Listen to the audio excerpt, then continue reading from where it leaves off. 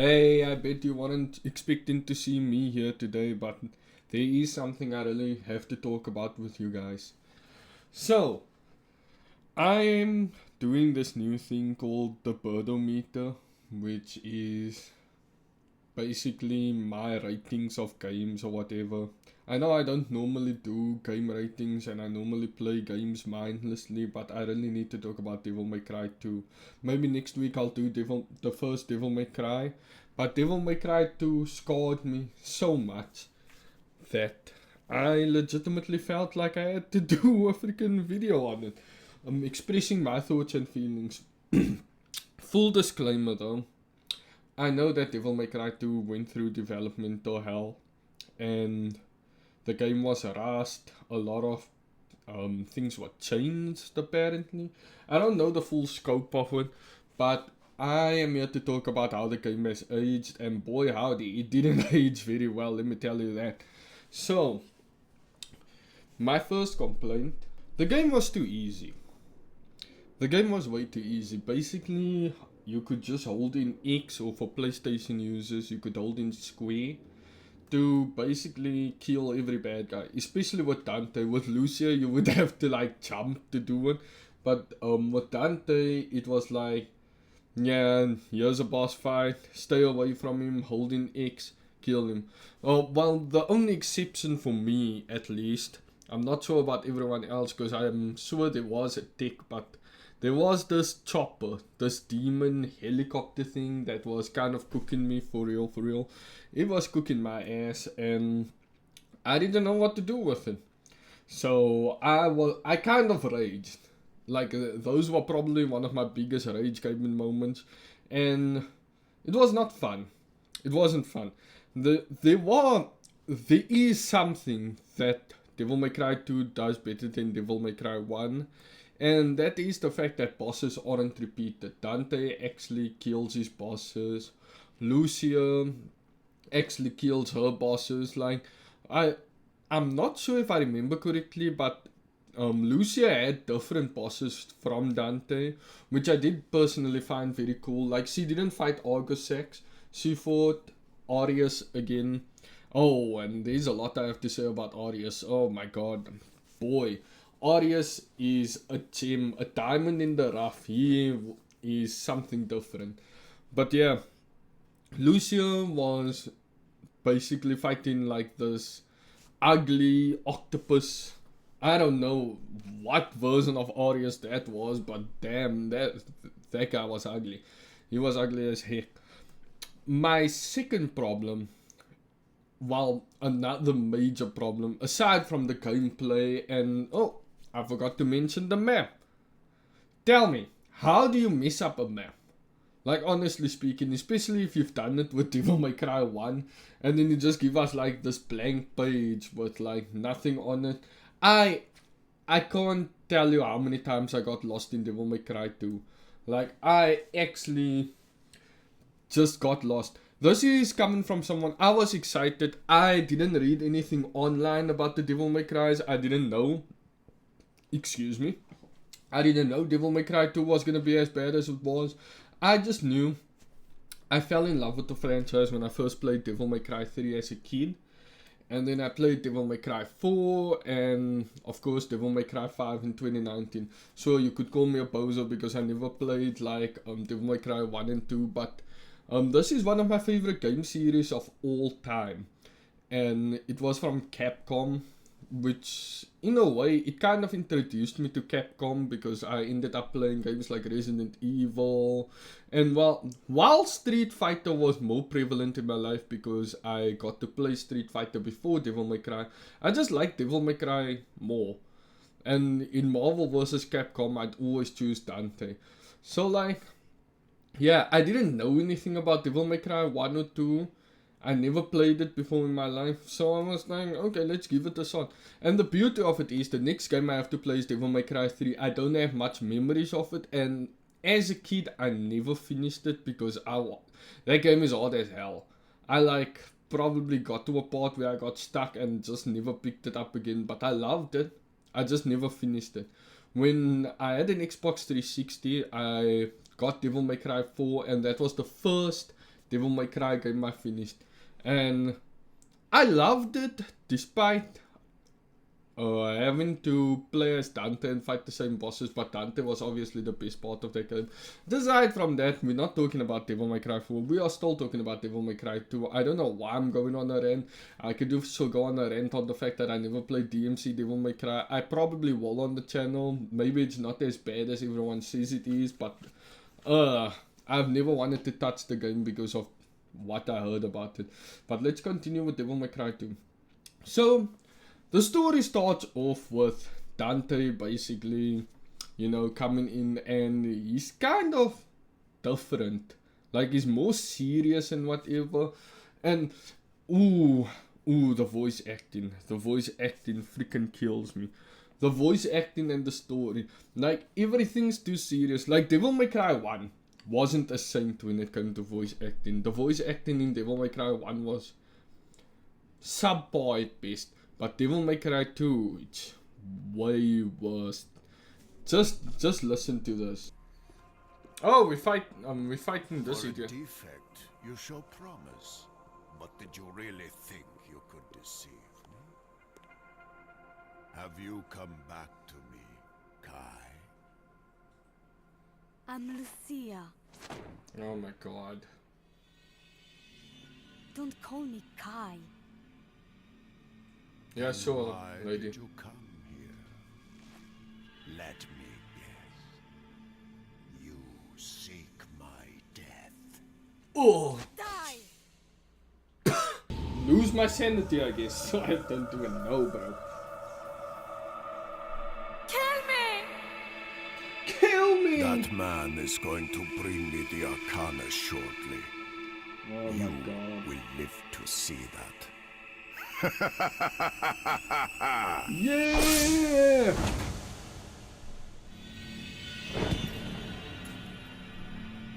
It's Dante. That's just a bitch. piece of crap. Oh, let him know. Oh, Arcana.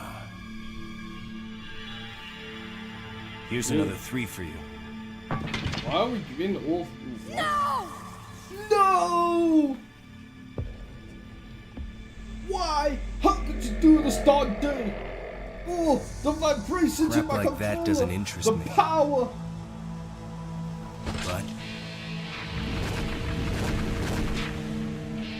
Oh, we your on swan site. song will. We on site, bro. I don't know what the hell I just looked at.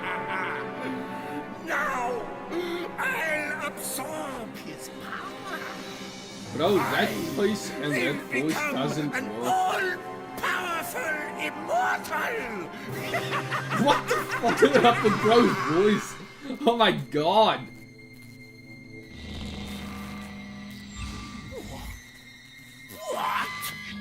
What? What's going on? This dude's voice sucks Is ass. there a What the hell? You That- is that the medallion? You switched them? A false coin for a false god. Bruh. Okay, so Dante was kind of smart, I guess. I don't.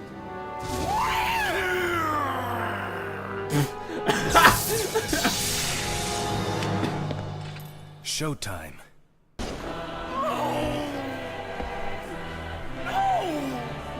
My dream. Are you some kind of baby or something? What the hell is that silly going happening? to be the king of this world. Oh wait, it's the infamous scene. King? Yeah. Here's your Here's your crown. crown. What is even happening? I know, right? Nothing against Lucia's voice actress though. She gave me entertaining moments where I got to make fun of her voice acting, but like, yeah, especially when she attacks, it was fun for me, but like, it was just so bad story-wise because half of the time you don't know what's going on. Now, narratively speaking, Devil May Cry 1 story was also quite convoluted. You got lost often and whatever, but like, there was a story, there was like a structure to it. You know, okay, Mundus killed your mother and your brother, he was your father's old rival and whatever, and endgame was to beat him. There was a story. It could be understood. Devil May Cry 2 gets rid of this completely. You start the story, you find out, okay, yeah, these people called you, they called Dante, they need help. All of a sudden, buildings are blowing up, you're getting attacked by random demons, you don't even know where you are half the time. It doesn't even establish where we are, we just know we're doing stuff. I like the whole Ouroboros thing though, that's a nice Resident Evil little Easter egg. But still, like, oh, and the fact that Aureus was like, I was supposed to be king of the world and whatever, and then you kill him, you stop the ritual, but then August X gets revived anyway. What the fuck was the point? What the fuck was the point of doing everything you did if August X came back anyway? And like, you know it's bad, because Devil May Cry 2 is canon, right? It's completely ignored in Devil May Cry 4 and 5. I'm not even kidding. Lucia is off the face of the planet. Dante was suddenly back for some reason. Remember, Devil May Cry 5 ended similarly to Devil May Cry 2. Dante gets trapped in hell, this time with Virgil, obviously. But like in Devil May Cry 4, Dante's back, it's not explained at all. So it's like, okay. And the fact that I can understand that Dante got trapped in hell, right? Nah, I'm lying. I googled Devil May Cry 2 and I read up about it to understand what was going on, and I was like, oh, he's trapped in hell, cool. I didn't know he was driving with that motorcycle. Like I know they do like mention in the story, like Lucia, I believe it's Lucia that mentions it. If you go, you can never come back. Yeah, I'm pretty sure it was her. That kind of like helped me realize, okay, he's probably gonna be trapped, but then he comes back anyway. So it feels like either it was canon at one point and it got written out, or it is canon but the ending is ignored, or most of the events are ignored. Like, I'm pretty sure there's like a comic of some sort or a manga. I'm pretty sure it's manga because Devil May Cry is Japanese, I believe. There's a manga out about Dante returning to that island and meeting Lucia again. I'm not sure. I'm not gonna get into detail with him. Lucia's story, well, it explains things some more. Because we know who Lucia is, we know why she's a monster. Because remember, in Dante's story, nothing is explained, like, at all. You don't know what's going on. I'm sure she mentioned to Dante that she was created by him, but other than that, nothing is explained. We don't even... I legitimately thought there was going to be a Lucia versus Lucia when I found out Aureus created her, because he had another one with her. That would have been crazy as hell. That would have actually been, like, cool. If the combat mechanics were better, that is. But, yeah. So, Lucia's story basically outlines most of the story that should have been outlined in the first place. So you understand it a bit more. But then we get to my main issue. The main issue that I hate so much about Devil May Cry 2. The underwater is so disorientating. I'm feeling sick just thinking about it. Devil May Cry 2's underwater levels killed me, and it was only for Lucia, I believe. It absolutely cooked the dog shit out of me. I actually got dizzy, I got headaches, I got nauseous. I was pretty sure I was gonna just stop playing the game and just go to freaking Devil May Cry 3, skip in. And they didn't have to make it like that. They could have just made it like, say Devil May Cry 1, because Devil May Cry 1's underwater, it wasn't bad per se. It didn't give me a headache, but the needle gun part was like, it was very tedious. But there was a part where a bridge falls down and you could go underwater. That wasn't disorientating. They could have made it like that for the most part. Of course, Devil May Cry 2 was the one good thing came from Devil May Cry 2, and that is Bloody Palace. We got Bloody Palace in this baby, and that is easily my most favorite mode. I don't even know if I'm Englishing properly, but it is my favorite mode in Devil May Cry. I love playing Bloody Palace. I haven't personally completed it because I am not by any means one of those great gamers or whatever you call it. I'm not the type that's like styling and like getting triple S's and not getting touch, bro. I rely on gold orbs for the most part. I fucking suck, bro. But I'll try to get better. And hopefully I do, so that I'm not embarrassing myself when I'm doing videos in the future. Because I heard Devil May Cry 3 is the hardest, but yeah, wish me luck on that aspect. Last but not least, you know how Capcom has been doing remakes lately, like the Resident Evil remakes. Personally, I haven't played them. I do plan to touch them sooner or later. I'm excited to touch them because I like Resident Evil. But Devil May Cry 2 especially should get a remake. So Devil May Cry, the first one, its remake would be peak, but it aged pretty well, I'd say. The graphics isn't out there. I wouldn't say the graphics is out there, but it was fun. Devil May Cry 3, people are praising the shit out of it, still saying it's the best Devil May Cry game ever, so it doesn't need to be remade. Devil May Cry 4 is still somewhat modern, so it's cool, and Devil May Cry 5 released like 5 years ago, so it's good. But Devil May Cry 2, I believe it could definitely use a remake where the story isn't as convoluted as it was and where we could understand it. I would enjoy the shit out of it. Like, imagine Devil May Cry 1 and 2, right? Playing as Dante, but with the styles. I would freaking love that. Going Trickster, Royal Guard, you know, the good shit. Maybe even put Doppelganger and what was that other one? Fuck, I forgot. I think it's Quicksilver. Doppelganger and Quicksilver in it as well. And maybe give him a version of Darkslayer. Just give him all this shit. Give him all this shit and let him go hog wild. I would love the shit out of that game. But yeah, as I was saying, this is the Birdometer. I need a completely new name for it. Maybe Birdometer. Oh fuck, that is actually awesome. But yeah, putting it into my meter or whatever, I'd say I give it like 20 degrees. Yeah, 20 degrees out of 100.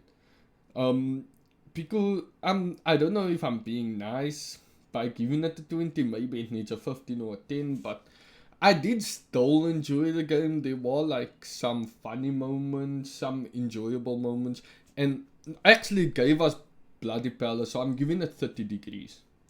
Anyways, yeah, if you like this video, like, share and subscribe, and I'll see you guys in the next one. Maybe I'm doing Devil May Cry 3, or maybe I'll be doing my review on Devil May Cry 1, or as I said, my Birdometer. I'll see you guys in the next one.